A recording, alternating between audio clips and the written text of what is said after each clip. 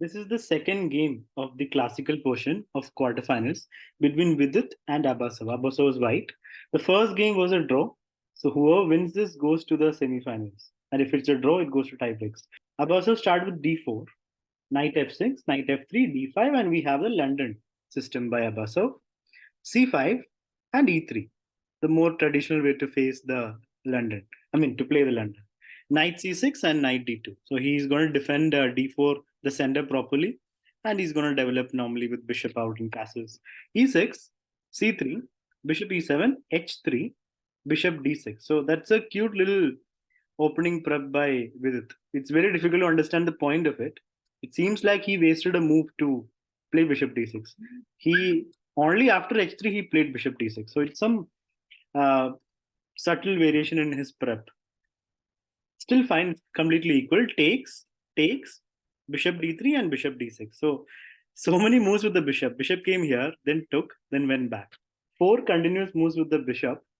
So Vidit is still in his preparation.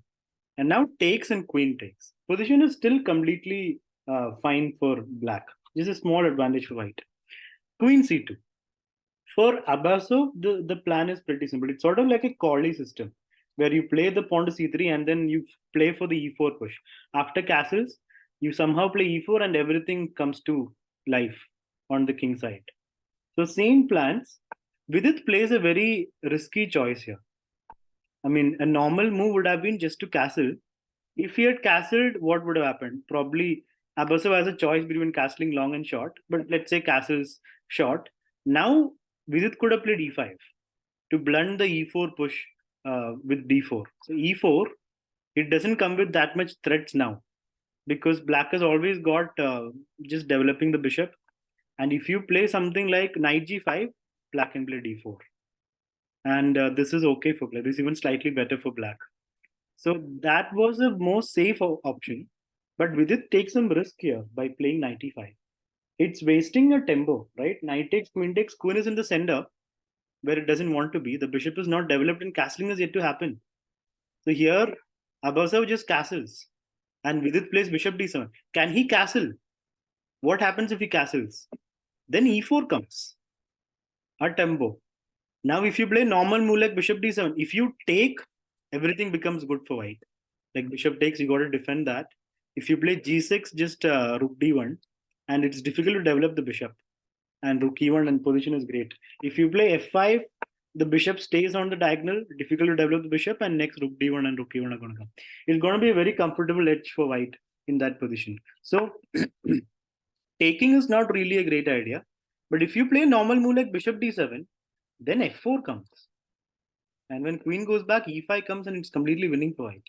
So the position is very difficult for Vidit already. He cannot castle now. He can't castle because of e4, because of the queen sitting here on e5, which is a hindrance to everything. And now bishop d7 was chosen by Vidit. Here Abbasov goes for e4, opening up the center. Queen and king are in the center. So makes all sense to open up the position. Vidit took, knight takes back, and knight d5. Exchanging again on e4 here activates the bishop, so he goes knight d5. And now just rook e1, threatening a discovered attack with the knight. But no useful attacks yet, right? You can't play knight f6 or d6, queen will take it. So there's no big threat. Knight c5 also allows queen c7, so there's no problem. So that's exactly what Vidit says. He plays bishop c6, ignoring this rook. Abbasov doesn't have any useful discovered attack with the knight. He just plays rook d1. So already it's a very comfortable position for white. You can see engine is saying 0.6. So it's a very nice situation for white, especially in the second round, a very important round of the quarterfinals. And here with it coming to the realization that this position is bad, he just goes castles.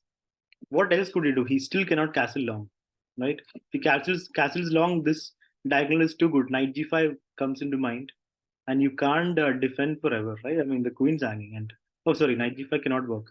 So just knight g3. Wait, is there a better option? Yeah, knight g3 stops queen h5, so h7 hangs. So yeah, you get h7 for free. So this is a problem. So he can't castle short. He goes castles long, but now Abbasov plays bishop f1, a nice move. All the pieces are on good squares now. Even the bishop is on a good diagonal. And now king b8, just tucking the king away, and comes queen d2. A very interesting move actually. He is intentionally going into the line of the rook.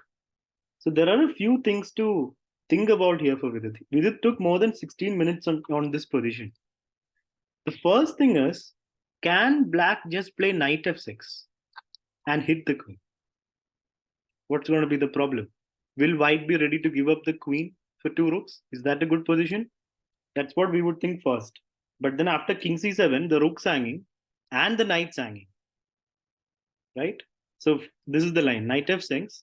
If queen takes rook, rook takes, and rook takes back, then king c7 and both pieces hanging. You can't do this because rook will anyway hang. So this is winning for black. This is winning for Vidit. So why didn't Vidit play knight f6? Can he play knight f6 in this position? He didn't play knight f6. Why didn't he play knight f6? What is stopping him? What is, of course, he did not fall for this idea. He must have understood very early that this is not a problem because of king c7. But why did he not do this? Because after knight f6, there's this nice move, knight d6. Remember the rook discovered attack? That is there.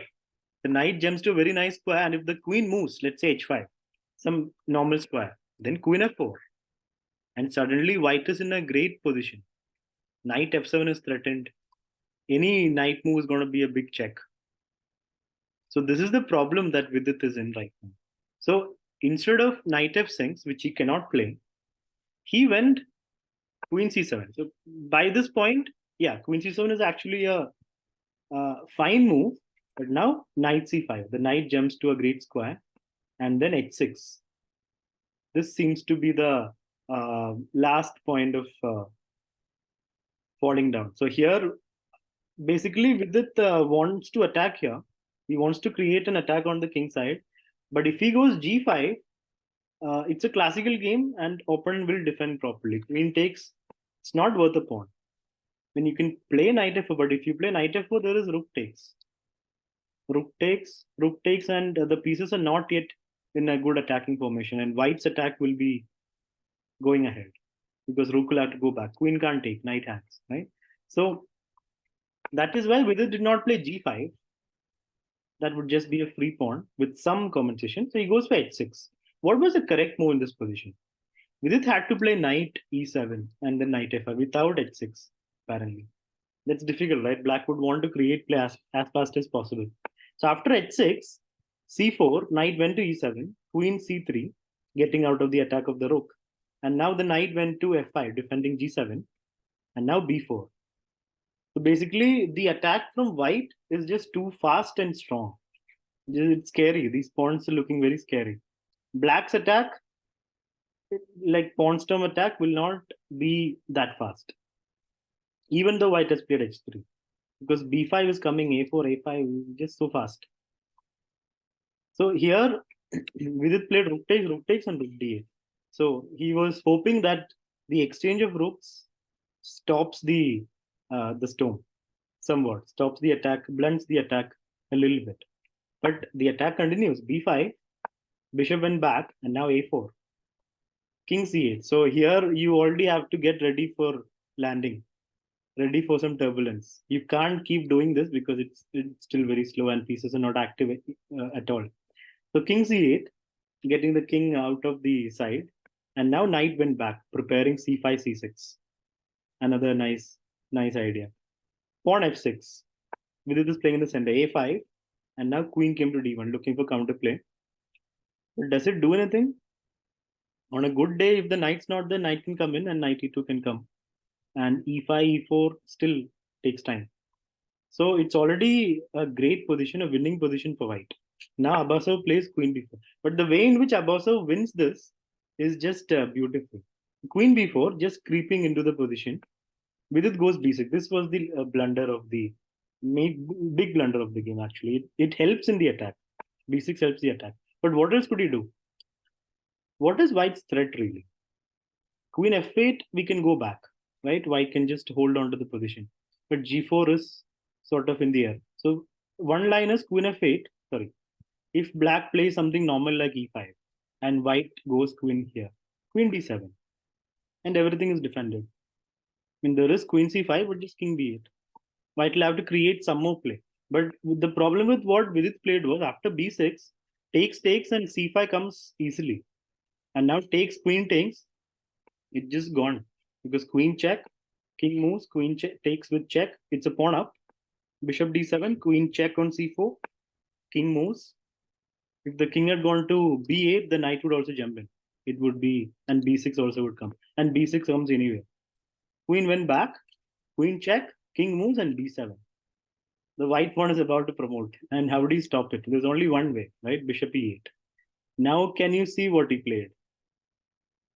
Abbasov played a brilliant move here. I mean, there are a lot of moves that win, but the best one was bishop to b5.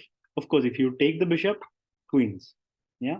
So bishop f, queen check, king moves, and then queen came back with check g3, and now bishop f7. So by giving up a piece, so basically white can queen, and after bishop takes, queen takes, it's a piece up for white, right? But there is still some chance for black to hold.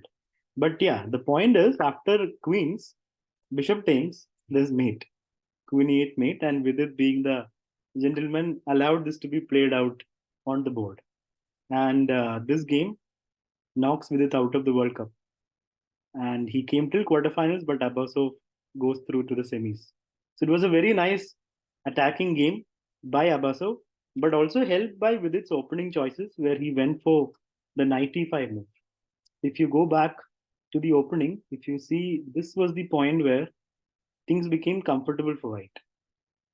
Like after takes, the queen was stuck here. And that created all the problems, and Vidit had to castle long. And from there, it was lost with good play from white, and white did play well. And that's just how things are.